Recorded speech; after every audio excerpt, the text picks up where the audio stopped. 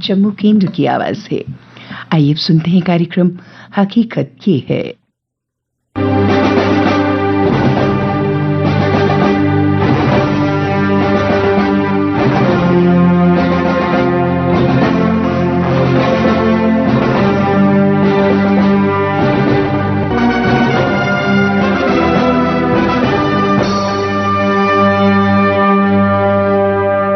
श्रोताओं नमस्कार, स्वागत है आपका हकीकत ये है कि आज के अंक में। श्रोताओं आप बखूबी वाकिफ हैं कि इस प्रोग्राम में हम भारत पाक ताल्लुकात पे चर्चा करते हैं। आज इसमें शरीक गुफ्तगू हैं वरिष्ठ पत्रकार आजाद जम्वाल और अश्विनी कुमार। बातचीत की शुरुआत कर रहे हैं आजाद जम्वाल। नमस्कार, इस कार्यक्रम में आप सबका स्वागत है। आज हमारे साथ स्टूडियो में मौजूद हैं वरिष्ठ पत्रकार अश्विनी कुमार जी। साथ लगती हमारी जो देश है उनके ऊपर और वहाँ के हालात क्या हैं उनको लेके ये काफी गहन जो है वो उसके ऊपर नजर रखते हैं। सबसे पहले मैं अश्विनी जी से पूछना चाहूंगा कि पाकिस्तान में इस वक्त जो हालात हैं, क्योंकि इलेक्शन होने वाले हैं, पाकिस्तान आपको पता ही है कि मदर ऑफ टेररिज्म जिसको हम कह सकते हैं वो पाकिस्तान आज की डेट में माना जाता है। तो अश्विनी जी आप क्या समझते हैं ये जो पाकिस्तान में इस वक्त हालात बने हुए हैं इनका भारत के ऊपर क्या प्रभाव रहेगा और पाकिस्तान जो अंदरूनी व्यवस्था है उसके ऊपर क्या प्रभाव रहे? जी बिल्कुल सही आपने बोला कि पाकिस्तान जो है इस वक्त जो है चारों तरफ से घिरा हुआ है और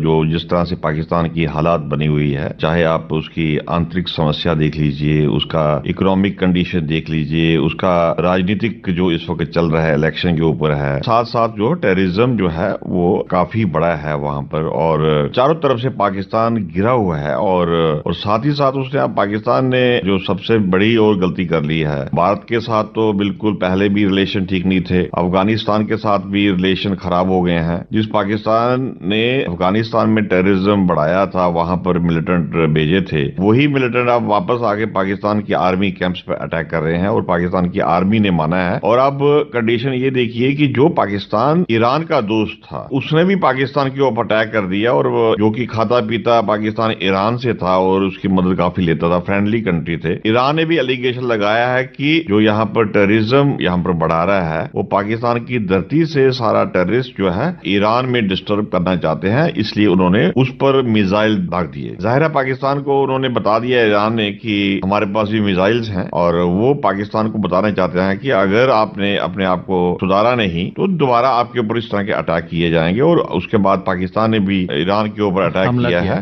तो इस तरह से दोनों का एलिगेशन है कि सिविलियंस मारे गए हैं और अगर ये हालात ठीक नहीं होते, बातचीत नहीं दोबारा ठीक होती दोनों में, तो पाकिस्तान जो है अपनी जितने भी नेबरिंग कंट्री हैं, चाहे अफगानिस्तान है, चाहे इंडिया है, चाहे ईरान जो कि उसका फ्रेंडली कंट्री है, और प्लस सबसे इंटरेस्टिंग स्टोरी है कि दोनों मुस्लिम कंट्रीज हैं, अफगानिस्तान और ईरान। एक शिया कंट्री है और दूसरा सुन्नी कंट्री है और उनके साथ भी रिलेशन ठीक नहीं चल रहे हैं, तो हमारे साथ रिलेशन कब ठीक होंगे? बिल्कुल सही कहा अश्विनी जी आपने कि पाकिस्तान जो है उसका कोई दोस्त नहीं है इस वक्त। अगर देखा जाए भारत के साथ उसकी दुश्मनी है, अफगानिस्तान में उसका कोई अच्छा वो नहीं है। एक चाइना के साथ उसकी दोस्ती है, वो भी इस बात को लेके कि चाइना उसकी इकोनॉमिक हेल्प करता है। और पाकिस्तान एक ऐसा कंट्री है जो अपनी जमीन देकर भी पैसे लेने में हिचकिचाता नहीं है। जो अभी हमारा हिस्सा है इस वक्त चाइना ऑक्युपाइड जम्मू कश्मीर, उसको देके पाकिस्तान ने उनके साथ दोस्ती की है। चाइना में जिनजियांग में मुस्लिम्स के ऊपर इतना अत्याचार चाइना द्वारा किया जाता है और पाकिस्तान उसके ऊपर चुप रहता है। पाकिस्तान एक ऐसी डेमोक्रेसी है, शैम डेमोक्रेसी, जिसमें उन्होंने 5 साल में कितने ही प्राइम मिनिस्टर बदल दिए। अभी आप हालात देखेंगे तो इस वक्त बलोचिस्तान जो है वो एक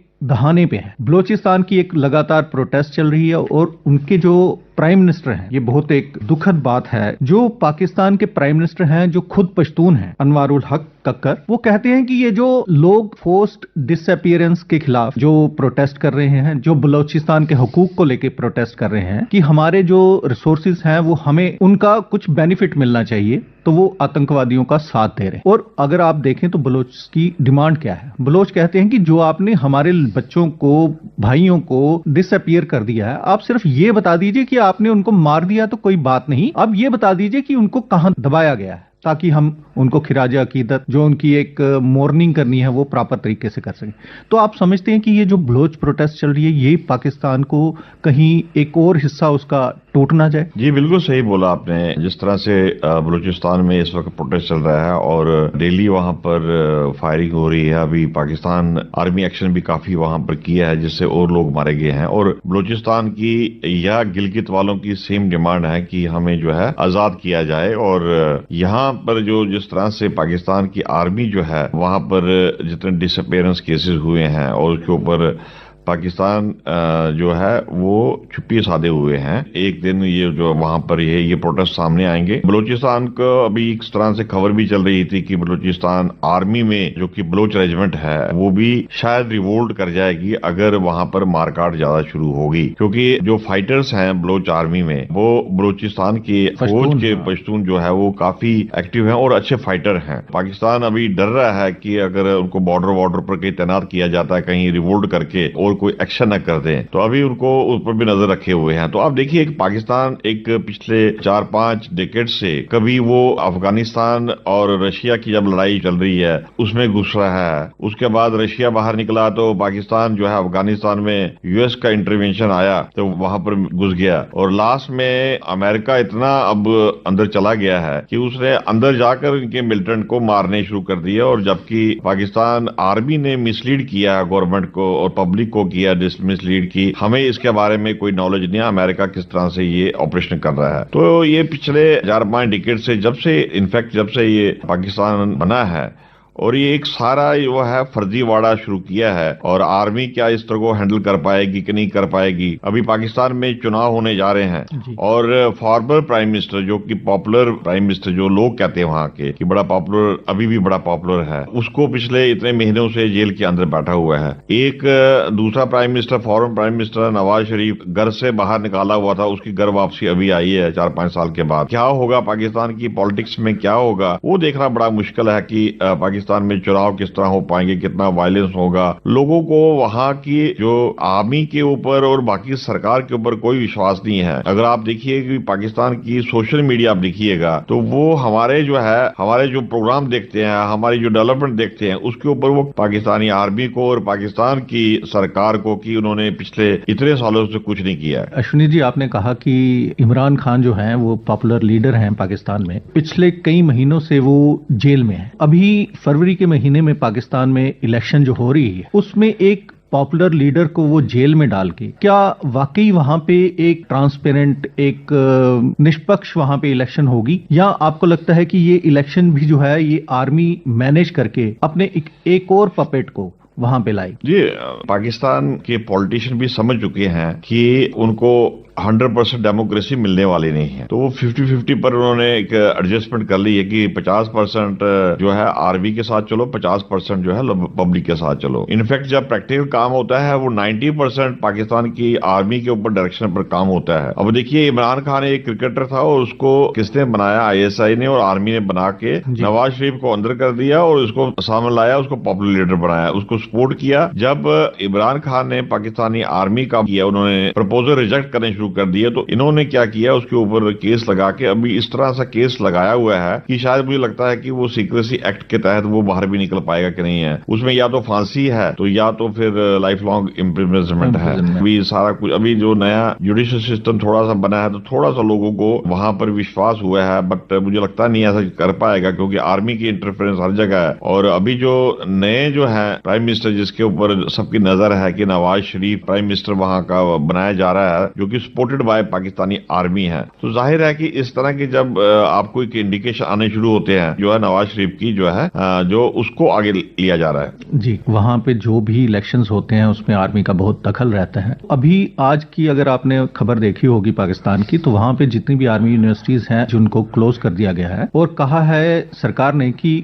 आतंकी हमलों का जो है वो आशंका है कि आतंकी हमले हो सकते हैं। जो आतंकियों को पालने वाला है आज वही अपने उन आतंकियों से डर रहा है। दूसरी तरफ हम भारत में देखें तो भारत जो है पिछले कुछ सालों में वर्ल्ड स्टेज पे उसका एक इम्पॉर्टेंट पोजीशन बनी है। अभी आपने देखा होगा कि हमारे जो फॉरेन मिनिस्टर थे वो रशिया में गए तो वहां के प्रेसिडेंट जो थे वो उनसे खुद मिलने के लिए आए। अभी हमारे फॉरेन मिनिस्टर जो थे ईरान में गए हुए थे, और जो कुछ एक प्रॉब्लम्स इस वक्त फेस की जा रही हैं, जैसे आपको पता है हूती मिलिटेंट्स जो हैं वो मैरीन लाइफ में डिस्टरबेंस कर रहे हैं, जहाजों को अगवा करने की कोशिश कर रहे हैं। एक तरफ भारत जो है वो हर एक देश, चाहे वो मुस्लिम देश है, यूरोप है या वेस्टर्न वर्ल्ड है, वहां पे एक अग्रसर होके एक अग्रणी पोजीशन में अपने आप को स्थापित कर रहा है। और दूसरी तरफ पाकिस्तान जो है वो आज की इस डेट में अगर हम देखें तो वहां पे महंगाई, इकॉनमी, उनकी प्रॉब्लम्स जो है वो अंदर ही, बलोचिस्तान जो है वो आज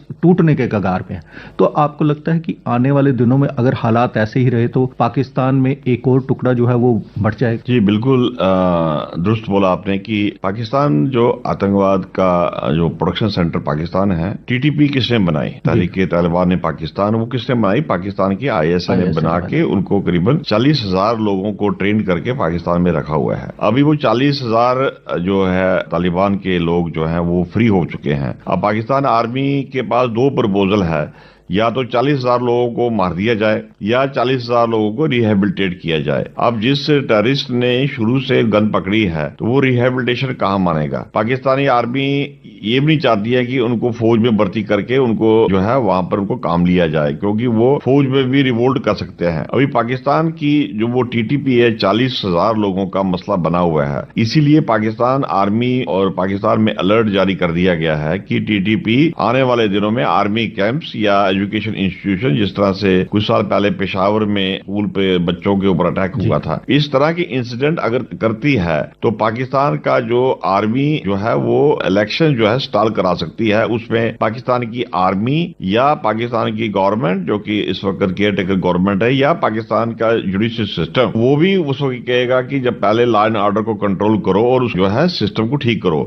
और इसमें पाकिस्तानी आर्मी जो है ऐसा स्ट्रेटेजिकली सब करती है। मे बी वो अपने आप भी एक दो ब्लास्ट करवा दे इस तरह के, और उसके बाद सरकार को बोले कि लॉ एंड ऑर्डर ठीक नहीं है, इलेक्शन अभी नहीं होंगे, अगले साल के बाद देखेंगे, इलेक्शन कराए जा सकते हैं। इस तरह की जो है पाकिस्तान ये चीजें करवा सकता है, जो कि बाकी जगह बाकी कंट्रीज में डेमोक्रेसी है, बट पाकिस्तान जो है ये चीजें कर सकता है। कि जो पाकिस्तान की आईएसआई और आर्मी का एक डेडली कॉम्बिनेशन है, वो पाकिस्तान के लिए एक बहुत बड़ी मुसीबत है। अभी पिछले दिनों आपने देखा होगा कि क्वेटा यूनिवर्सिटी में पाकिस्तान की आर्मी ने रेड किया और वहां पे जो स्टूडेंट्स थे उनमें से कुछ को मारा पीटा और कुछ को उन्होंने जबरदस्ती अरेस्ट कर लिया। हालांकि ये काम पुलिस का होता है, और आप पूरे वर्ल्ड में अगर कहीं पे भी देखेंगे, किसी भी यूनिवर्सिटी में कोई एक्शन होगा तो वो पुलिस करेगी, या नॉर्मल जो एक पुलिसिंग का सिस्टम है वैसे वो एक्शन होगा। लेकिन पाकिस्तान में इस वक्त आर्मी का आतंक इतना ज्यादा फैल चुका है कि वो स्टूडेंट्स को भी नहीं छोड़ रहे। बलोचिस्तान के जो इस वक्त मार्च चल रहा है उसमें लोगों के साथ कितनी मार पिटाई की जा रही है और आर्मी की उसमें डायरेक्ट इंटरवेंशन है। ऐसी ह्यूमन राइट्स की वायलेशंस जो वहां पे हो रही हैं। दूसरी तरफ आप देखेंगे माइनॉरिटीज जो हैं, अहमदियास हैं, उनकी मस्जिदें तोड़ी जा रही हैं। हिंदूज जो वहां पे माइनॉरिटी में इस वक्त हैं, उनकी लड़कियों को अगवा किया जा रहा है, उनको फोर्सफुली उनकी कन्वर्शन की जा रही है। क्रिश्चियंस जो है उनको ब्लास्फेमी के नाम पे जेलों में ठूसा जा रहा है। तो माइनॉरिटीज को लेके जो पाकिस्तान का ये जो रवैया है, इस पे आपको क्या लगता है कि ये जो वर्ल्ड पावर्स भी हैं वो भी इस पे ऊपर ज्यादा एक्शन क्यों नहीं ले? जिस तरह से पाकिस्तान का इस वक्त वहां पर मार्केट चल रही है, पाकिस्तान एक मुस्लिम कंट्री है और वहां पर जो है 99% जो है मुस्लिम्स रहते हैं, एक्सेप्ट कुछ हिंदूज रहते होंगे या एक दो फैमिली, सिख फैमिली रहती होगी। अदरवाइज पाकिस्तान फुल जो है मुस्लिम कंट्री है और वहां पर जो है मुस्लिम्स भी क्योर नहीं। और कंट्री इसलिए बनी थी, पार्टीशन तभी हुआ था कि एक साइड हिंदुस्तान जाएगा जो कि हिंदुओं की कंट्री होगी और यहाँ डेमोक्रेसी होगी, दूसरी तरफ जो है पाकिस्तान जो है मुस्लिम लोग इस्लामिक रिपब्लिक बनेगा। बट वहां के जो मुस्लिम भी अपने आप को सेफ नहीं समझते हैं, जो कि हम अभी उनका पहले तो टेलीविजन के अलावा और कोई सोर्स नहीं होता था। अभी क्योंकि इंटरनेट है और आपके पास सोशल मीडिया है, सोशल मीडिया से जो आवाजें आ रही हैं, मुझे लगता है कि पाकिस्तान में रिवोल्ट कभी भी हो सकता है, जो कि पाकिस्तान की आर्मी को संभालना बड़ा मुश्किल हो जाएगा, क्योंकि इकोनॉमिकली लोग टूट चुके हैं वहां पर और महंगाई इतनी आ चुकी है कि लोग परेशान है। पेट्रोल का रेट जो है वो 500-400 रुपए रेट लीटर जा रहा है। इस तरह से जो वहां की जो इकोनॉमी जब पैरालाइज हो जाती है और उधर से आर्मी का जोर और उधर से पुलिस का जोर और लोग जो है वो चाहते हैं कि इस तरह का कोई डेमोक्रेटिक सिस्टम बने कि जो वहां पर सरकार जो है क्लीन सरकार आए। कि अभी नवाज शरीफ को लाने की कोशिश की जा रही है, उसके ऊपर भी एलिगेशन थे और वो भी 4 साढ़े 4 साल जेल में रहा और देश से बाहर भी रहा उसमें। तो अब इमरान खान के ऊपर भी एलिगेशन लग रहे हैं। कौन सी क्लीन सरकार आएगी जो कि पाकिस्तान को ठीक ठाक करेगी? पाकिस्तान की इलेक्शन को लेकर देखें तो IMF का जो लोन है वो IMF के लोन की उन्होंने शर्त रखी है कि वहां पे डेमोक्रेसी की बहाली होनी चाहिए। पिछले कई सालों से जब से इन्होंने इमरान खान को उतारा उसके बाद प्राइम मिनिस्टर्स जो हैं वो आर्मी की मर्जी से ही वहां पे आ रहे हैं। ऐसे में आप क्या समझते हैं कि पाकिस्तान को क्या करना चाहिए, पाकिस्तान की सरकार को क्या करना चाहिए, वहां के लोगों को वहां पे एक नॉर्मलसी लाने के लिए क्या करना चाहिए? जी, जिस तरह से अभी पाकिस्तान की नई सरकार, केयर टेकर सरकार आई थी, उन्होंने काफी रेड्स मारे थे और काफी जो लीकेज हो रही थी, काफी उन्होंने पैसा पकड़ा था और लीकेज बढ़ी है, करप्शन बढ़ी है, हर जगह पैसा चल रहा है, पैसे के बिना कोई काम नहीं है। इसलिए जो है सरकार वो गरीब जनता जो वहाँ की दो तरह के, क्योंकि मैं भी 3-4 दफा पाकिस्तान गया हूँ और वहाँ लोग बड़े अच्छे हैं वहाँ पर, बट जो सरकारें हैं, पर इसी कारण ये है कि पाकिस्तान के लोगों पर इतना कर्जा पड़ा हुआ है। जैसे IMF का लोन है वो भी पैसा मांग रहे हैं, बाकी जो कंट्रीज हैं, चाहे आप ईरान भी देख लो, ईरान के साथ भी इन्होंने पंगा ले लिया है। ईरान से भी कितने अरबों रुपया इन्होंने लिया है लोन डेवलपमेंट के लिए। अभी चाइना ही इनका एकमात्र दोस्त है जो कि वो भी कभी बिगड़ेगा, और अभी उसने जो कॉरिडोर बन रहा था POK जेब में, उस पर भी काम रोका हुआ है कि वहां भी वो कह रहे हैं कि वहां के लोग भी आवाज उठा रहे हैं कि हमें जो है इसका शेयर दिया जाए, क्योंकि पावर सेक्टर में चाइना काफी आगे आ रहा है। लोग चाइना के खिलाफ भी आ रहे हैं, लोग इतने परेशान हैं कि हम सरकार से निपटें कि टेररिस्टों से निपटें या चाइना के साथ निपटें। तो इसलिए जो है अब मुझे लगता नहीं है कि वहां पर हालात ठीक हो गए। इलेक्शन के बाद देखते हैं कि क्या होता है और कैसी सरकार आती है, और क्या वो ईरान के साथ या भारत के साथ या बाकी कंट्री के साथ कैसे रिलेशन रखती है। अश्विनी जी, आप पाकिस्तान में गए हैं, आपने साफमा एक उनकी जो एसोसिएशन थी उसके भी मेंबर रहे, उनके लोगों को यहाँ पे होस्ट किया है। ऐसे में जो आज की डेट में उनके सोशल मीडिया पे लोग यूट्यूब वगैरह पे जो भी इंटरव्यूज करते हैं उसमें मोदी जी की बहुत तारीफ होती है। वो कहते हैं कि हमें कम से कम एक बार मोदी जी जो हैं वो प्राइम मिनिस्टर आप पाकिस्तान के भी बना के दे। तो इसमें आप उनकी डेस्परेशन समझते हैं, उनकी फ्रस्ट्रेशन समझते हैं, या वाकई मोदी जी इतना ही अच्छा काम कर रहे हैं कि हर कोई चाहता है कि ऐसा ही प्राइम मिनिस्टर उनके वहां पे? बिल्कुल फ्रस्ट्रेशन है उनकी, और फ्रस्ट्रेशन के बाद ही इस तरह की आवाज वहां उठ रही है। मोस्टली सोशल मीडिया में मैंने देखा है कि यूथ जो है वहां भी हमारी तरफ की तरह वहां 65% जो है यूथ है जो कि बेकार बैठा हुआ है, और वो अभी खुल के जो है पाकिस्तानी आर्मी, पाकिस्तान की सरकार और प्रो इंडिया बातें कर रही हैं, और वो कंपैरिजन कर रही हैं कि IT सेक्टर में या रेलवेज में या जॉब्स में या सिविल सर्विसेज में बाकी जगह जो है इंडिया कहाँ पहुंच गया है। और उन्होंने ये भी बोल दिया कि इंडिया जब चांद पर पहुंच गया है और पाकिस्तान कहीं भी नहीं है टेक्नोलॉजी के ऊपर, जैसे हमारा मंगलयान में। हाँ, तो इस तरह पर जो है लोगों की आवाजें जो है खुल के सामने आ रही हैं। उसे लगता है आने वाले दिनों में कहीं वहां पर जो है पाकिस्तान की पब्लिक रिवोल्ट न कर जाए। जी, आज के इस कार्यक्रम हकीकत ये में है, आपने अश्विनी जी के विचार सुने। इसमें पाकिस्तान की इलेक्शंस को लेके, उनके ईरान के साथ संबंध, उनके भारत के साथ संबंध, और आने वाले वक्त में पाकिस्तान में क्या हो सकता है, और आर्मी की भूमिका अगर ऐसे ही रही तो पाकिस्तान कहीं टूट ना जाए। इन्हीं सब विचारों के साथ मैं आजाद जमवाल आपसे इजाजत लेता हूँ। नमस्कार। श्रोताओ, अभी आप सुन रहे थे प्रोग्राम हकीकत ये है। प्रतिभागी थे वरिष्ठ पत्रकार अश्विनी कुमार और आजाद जमवाल। इसके साथ ही ये अंक अब संपन्न होता है। अगली मुलाकात तक हमें इजाजत दें। आप सुनते रहिए आकाशवाणी का जम्मू केंद्र।